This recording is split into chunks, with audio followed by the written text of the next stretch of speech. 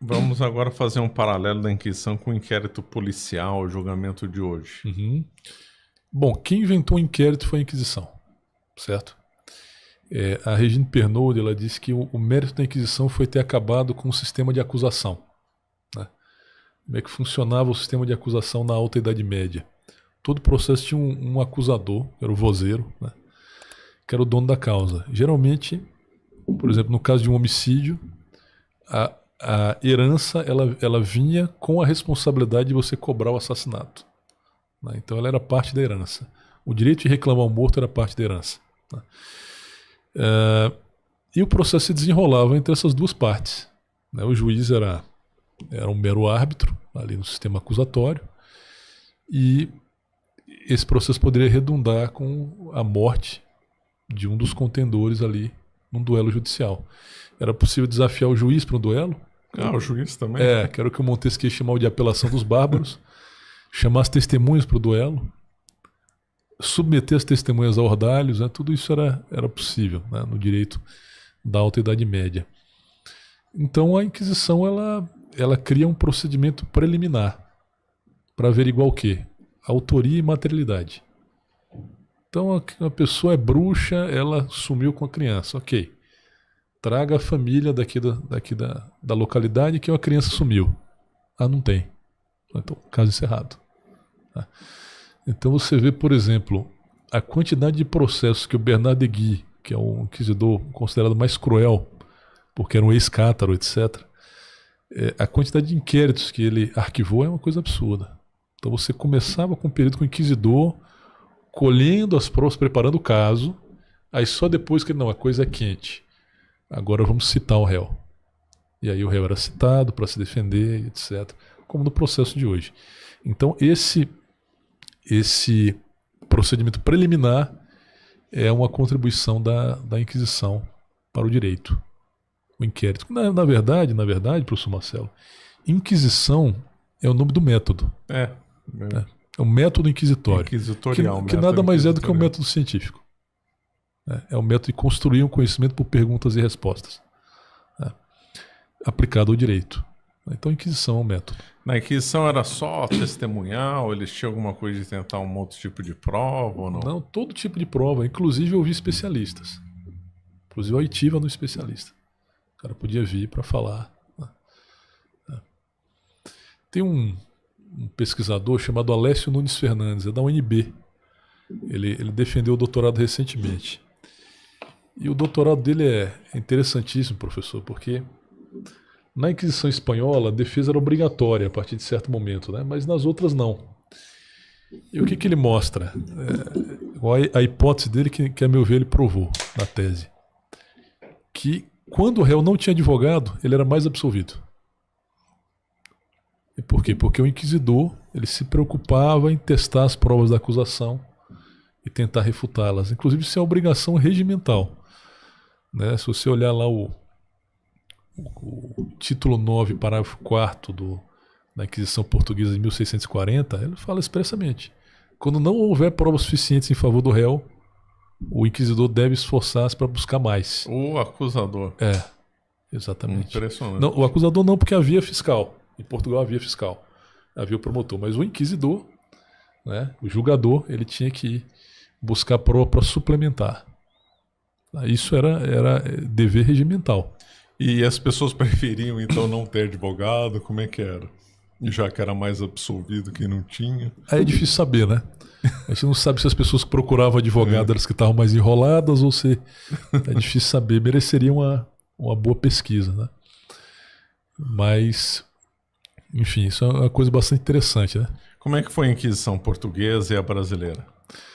A Inquisição Portuguesa, ela foi dura, não tanto quanto a espanhola, mas ela foi bastante dura. Agora, ela tinha algumas peculiaridades, né? Uma delas é que, em Portugal, o inquisidor tinha que visitar o cárcere de 10 em 10 dias para ver como é que estavam os presos e oferecer conforto espiritual. Tomar confissões, conversar com os caras. Né? O Brasil não teve tribunal inquisitorial. O Brasil teve algumas visitações, né? Teve uma em Mariana, teve uma no Pará, né? Mas pouquíssimos casos julgados, até as condenações que houveram no Brasil foram reformadas lá na Suprema de Portugal, né? O braço da Inquisição ele era muito fraco. A ideia de que a Inquisição era um poder total, que é uma bobagem. Eu tive lá, professor Marcelo, eu tive em Cartagena uma vez, na Colômbia. Lá tem um museu da Inquisição, assim, muito escandaloso. É engraçado, tem um pátio lá com a guilhotina. Aí eu cheguei perto, aí tinha lá, a guilhotina foi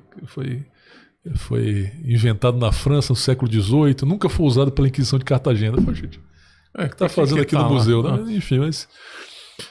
E lá, em Cartagena, foram 800 processos e 5 condenados. Tem lá uma estatística, né? E isso é porque é um museu que tenta dizer que a Inquisição é terrível, né? Só lembrando, professor, que era uma época em que muitos reinos executavam as pessoas por furto, por exemplo. Você ter 800 processos por heresia e 5 executados, né? Foram 20 e tantos inquisidores nos anos que funcionou a Inquisição lá, não sei se foram 28 inquisidores, uma coisa assim. Quer dizer, a maioria não executou ninguém. A grande maioria dos inquisidores não executou ninguém. Então, foi assim na América toda, né? Teve um caso, é o caso Miguel de Leão. Aconteceu em Olinda. O Miguel de Leão foi acusado de sodomia. Esse é até outro ponto que eu quero tocar depois, professor, que nós vamos ver que com o tempo as acusações de heresia vão desaparecendo, e judaísmo também. E vai ficando mais bigamia, sodomia e crimes sexuais dos padres. Qual a razão?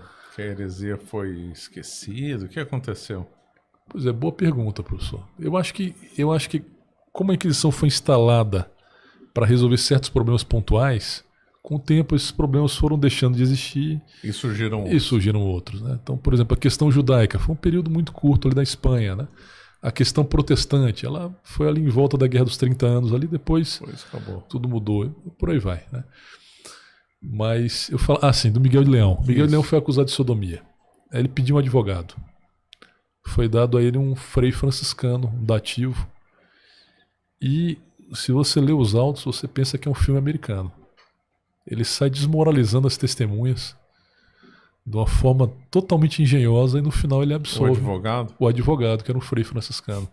Ele vai muito habilidosamente desmoralizando todas as testemunhas e ao final o Miguel de Leão é absolvido do delito de sodomia.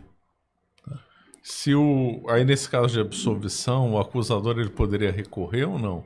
Ou só quem era o acusado que podia recorrer? Só o acusado recorria. Tá vendo? É mais um direito do acusado, né? Outra coisa curiosa, professor, sodomia era só entre homens. As mulheres não.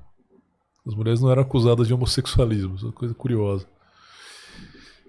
Sobre a bigamia, professor, eu não sei se é verdade. Meus amigos falaram. Talvez o senhor possa me ajudar. Dizem que a igreja formalizou a questão dos casamentos só em Trento, né? Em que ela exigiu que os casamentos fossem feitos na igreja, né? Antes os casamentos, na Alta Idade Média, isso eu sei, bastava dizer que estava casado que era casamento. Também por causa das questões de guerra, né? Isso. Era questões de guerra, era tudo muito difícil. Me disseram que era por causa das grandes navegações. Então havia um grande... porque a gente tem que colocar... A gente não pode pegar a visão nossa de século XXI e colocar lá numa Idade Média que às vezes está em período de guerra, navegação, cruzada. Nas navegações a bigamia foi muito comum. Não, foi demais, foi generalizado. E o governo português, de certa forma, fechou os olhos, porque ele precisava de gente. Então ele incentivou muito. Isso foi muito comum no Brasil. Tinha uma família em Portugal e se juntava aqui com uma pessoa da terra. E também na Índia, tudo quanto é lugar. Isso era muito comum. Era muito comum. E isso virou também, circunstancialmente, uma das atribuições da Inquisição, a bigamia. Já que o juramento era feito na igreja, né? O juramento de fidelidade, o padre era testemunha, então a Inquisição passou a fiscalizar a bigamia. E aí os maiores casos foram de bigamia, então? Bigamia, num determinado momento, principalmente a partir do século XVI, ela ganhou largamente. Tem todo sentido, porque era generalizado. A sodomia menos e as requisições sexuais dos padres. Quer dizer, o padre cobrar sexo, uma coisa desse tipo, né? Simonia tinha alguma coisa na Inquisição? Não. Assim, quer dizer, não que eu tenha visto, assim, né? Mas o mais comum era eu esqueci até o nome dessa prática, que era quando o padre oferecia justamente algo espiritual em troca de sexo. Isso era bastante comum, até. Bastante comum. E a Inquisição julgava. É um outro erro da Inquisição achar que as penas eram só de pena de morte. Não é verdade. Quais eram as penas na Inquisição? A pena mais aplicada era a prisão. E a prisão é uma contribuição da Inquisição para o direito, né? Ela existia em Roma, mais com prisão cautelar, né? Os marxistas querem dizer que a prisão surgiu para gerir as classes subalternas, né? As massas desvalidas, né? Tem um livro que chama O Cárcere e a Fábrica e levanta essa tese. É uma tese fajuta, né? A prisão mesmo ela surge na Inquisição, inclusive com a nomenclatura cela, né? Para fazer um paralelo com a cela do monge, é o mesmo etc. nome. Então, ela surge aí. Era mais comum. O segundo... E qual que era o tempo de aprisionamento? Tinha de todo jeito. Né? Na verdade, as penitências eram a pena mais aplicada. Certo? As penitências espirituais eram a pena mais aplicada. Sim, rezar um terço e tal. Isso era mais comum. Depois era a prisão. A terceira pena bastante aplicada era o San Benito, que era um saco de estopa que o sujeito usava e um chapeuzinho de burro. Você deve se lembrar daquele quadro do Goya. Tá. Ali são pessoas com San Benito, né? Então o sujeito tinha que andar na rua. Ficava andando e tinha umas cruzes para sinalizar qual era o tipo de heresia. E as pessoas ficavam rindo da pessoa, né? Era uma pena de humilhação pública, né? E confisco podia ser aplicado como pena autônoma. Tá? E não só acessória. Não só acessória, também era mais comum do que a morte. E a morte lá no fim como uma mais... O último recurso. O último recurso. E quase nunca na fogueira. Quase nunca. Também é o mito da fogueira, que tudo terminava na fogueira. Quase sempre o garrote. O garrote era... O que acontecia muito era o garrote e depois o corpo era destruído. Principalmente quando era um líder religioso, o corpo era destruído na fogueira para que não houvesse culto. Depois dele morto, Depois de morto. Tá? O sujeito queimado mesmo vivo era raríssimo, muito raro. E quando é que era aplicado o fulano queimado vivo? Era quando era uma coisa muito grave, ser último, era a pena pior delas? Era sim, inclusive havia tipos de queima, né?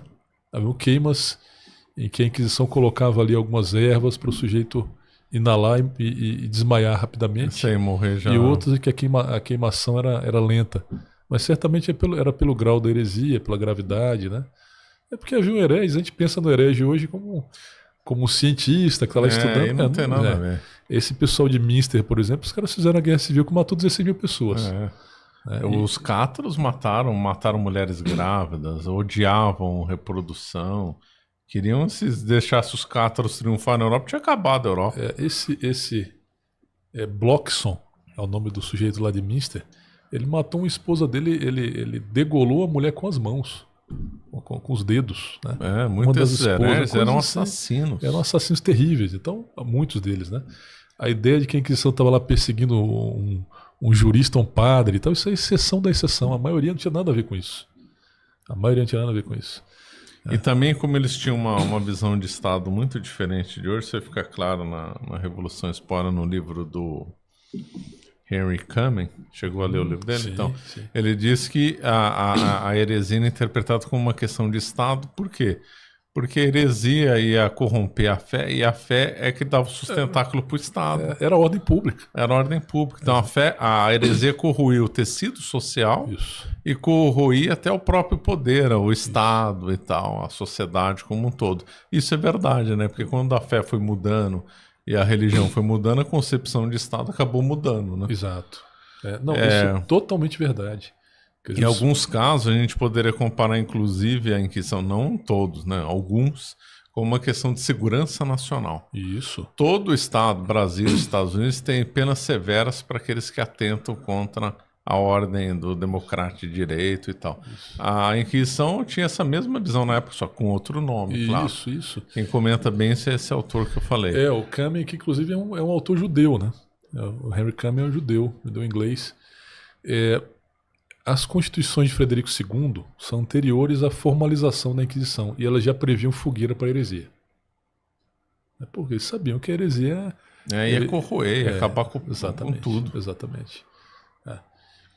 E é até curioso, existe uma carta do Inquisidor de Aragão de 1503, ela é mencionada pelo René Girard em um dos seus livros, em que ele manda uma carta ao Papa, dizendo, olha, por favor, me mandem mais soldados. Todo herege que eu prendo aqui, a turma espanca meus soldados e lincha. Ou seja, havia uma pressão social em cima da heresia muito forte. A Inquisição serviu aí de amortecedor. Contrabalançar. Exatamente. Inclusive, muitas vezes com risco pessoal. Nós tivemos vários inquisidores assassinados. O mais ilustre deles é o São Pedro de Verona, que foi assassinado por cátaros. Foi assassinado com uma cutelada na cabeça. Então, isso era muito comum. Os hereges matavam os inquisidores matavam os hereges. Então não havia assim uma turma pregando a liberdade e a democracia e um mundo colorido errada, e de outro lado pessoas malvadas, inconsequentes. Não é essa visão.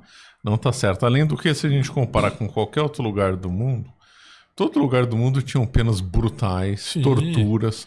Não dá nem para comparar o nível de tribunal que foi a Inquisição do que era aplicado, por exemplo, na China, na África, eu não vou que eram longe, coisas não. muito mais brutais. Eu não vou longe, professor. Os países europeus em que não houve Inquisição, o direito ainda hoje é muito mais brutal. Então, por que na Inglaterra, nos Estados Unidos, se aceita a castração química? Por que a pena de morte é tão comum? Por que não tem idade mínima para prisão? Por que eles aceitam ordalhos, por exemplo, modernos, como, por exemplo, a máquina de mentira? Ali é um ordalho moderno. Ali não tem prova, não tem valor probatório, porque a precisão é de 88%. Então, você sempre vai ter erro. Mas por que a polícia chama? Para saber se o cara está disposto a participar, exatamente como era no ordalho. Para saber se o cara quer colocar a liberdade dele à prova. Então o direito nesses países, além dele ele tem uma grande confusão entre condutas que são irrelevantes penalmente, sei lá, embriaguez pública, prostituição, coisas assim, que nos países católicos não é crime, ninguém está preocupado com isso, né? E eles têm um direito muito mais brutal, muito mais intenso. Eles têm estado americano que ainda tem fuzilamento, né? Cadeira elétrica, injeções letais, então as penas são altíssimas, né? Onde não teve Inquisição. Então eu não vou nem para o mundo oriental, mesmo no mundo ocidental, civilizado, democrático, né? Nós temos temos isso aí, esse legado inquisitorial, né? De uma justiça mais branda, mais humana, mais ponderada, né? É engraçado como a história trabalha, né? Porque isso é tudo documentado, são N livros que falam o que nós estamos comentando, e o mundo moderno faz uma campanha o contrário. A Inquisição foi um tribunal moderado, um tribunal justo e acusado de ser impiedoso, cruel e tal. Professor, você vê que até hoje o sistema acusatório americano ele guarda um pouco do direito bárbaro. Quer dizer, o processo nos Estados Unidos e na Inglaterra ele é um instrumento de resolução de um conflito entre partes. Então, por isso que o promotor é eleito, etc. Por isso que você mata 200 pessoas e você entrega um chefão da máfia, o promotor pode pedir sua absolução, não tem problema nenhum. Quer dizer, o problema lá é entre partes, resolve o conflito. O juiz está quieto. Pode aceitar a negociação. Se o sujeito assumir, acabou o conflito. Quer dizer, se na primeira audiência ele disser guilty, acabou o processo, vai preso imediatamente, não tem problema. Quer dizer, o nosso sistema, que é o inquisitorial, ou continental, também chamado, é o contrário. Não, mas ele confessou, mas ele pode ser inocente. Mesmo assim... Ele busca a verdade real. Vamos até o final, porque ele confessou, mas pode ser mentira. Olha só. Né? Defesa técnica, que ficou como herança da Inquisição. No mundo anglo-saxão, a defesa técnica não é obrigatória. Você pode ir lá, não, eu não quero advogado. Ótimo. Você vai se defender, problema é seu. Aqui, o sistema inquisitório, o juiz pode até dissolver a defesa. No Brasil, no júri, se o advogado não estiver indo bem, o juiz pode dizer, não, o advogado está desconstituído. Vamos marcar outra sessão de júri porque o réu não está bastantemente... Quer dizer, ele não é só o juiz, ele é o sujeito que ele quer fazer justiça. Ele quer realmente que a solução seja melhor. E no outro, não. Mas se você quiser vir sem advogado, se o advogado é ruim, o problema é seu. O conflito está resolvido. Você aceitou, ok. Então são marcas permanentes no modelo de direito, né? E uma outra coisa, vamos fazer uma oposição, que a Revolução Francesa elogiada, né, e tal. E nós tivemos a coisa mais absurda, das coisas mais absurdas da história, foram os tribunais da Revolução Francesa. O Hobsbawm, ele fala, na Era das Revoluções, eu acho. Não, eu não me lembro. Eu tenho um livro do Hobsbawm, depois eu pego direitinho para você, mas ele fala, olha, mataram 12 mil pessoas em 14 meses. E foi pouco, dado o espírito da época. Então ele acha pouco. Né? E eram julgamentos, como a gente disse há pouco, 10 minutos, 15 minutos, a maioria sem advogado, né? Muitas vezes com inversão do ônus da prova. Né? Então você compara, sei lá, o julgamento de qualquer herege medieval com o julgamento que os reis tiveram na Revolução Francesa, você vai ver que o herege da esquina tinha mais garantias que um rei. Não, muito mais. Entendeu? E se a gente pegar, por exemplo, os tribunais do mundo comunista, por exemplo. Sim. Na verdade, é tudo inspirado na Revolução Francesa. Cuba tinha a lei da... Como é que chamava Cuba? A lei da periculosidade pré-delitiva. Então, chegava lá os revolucionários em Cuba e pronto. Você é anti-revolucionário? Mas não fiz nada. Não fez. Você que vai ter que provar que é inocente. Acabou. Você tem uma ameaça de causar um mal para a sociedade. Então, eles iniciavam um processo com uma potência do cara de ser criminoso. Só porque alguém acusou, ele não era com a cara, porque tinha uma disputa anterior. Muito parecido com a lei dos suspeitos na França. Agora, se o senhor pegar, professor, livros de processo penal brasileiros, eles vão dizer assim, olha, a Inquisição era um terror, matou milhões, etc, etc. E o direito penal só foi humanizado com a Revolução Francesa, com seus ideais de humanismo, etc, valorização do homem. É uma piada. Uma piada. Comparar os processos de Moscou, por exemplo, com a Inquisição. Sim. Ridículo que o Stalin lá indicava quem ia morrer e acabou. Exatamente. Então, o mundo comunista, então, era assustador, né? E aí os comunistas ficam falando, a Inquisição que era ruim e tal. Uma coisa completamente sem sentido nenhum, né? Verdade, professor. Você acaba de assistir um corte do Caravelas Podcast. Na tela está aparecendo o episódio completo e outro corte. Muito obrigado pela atenção.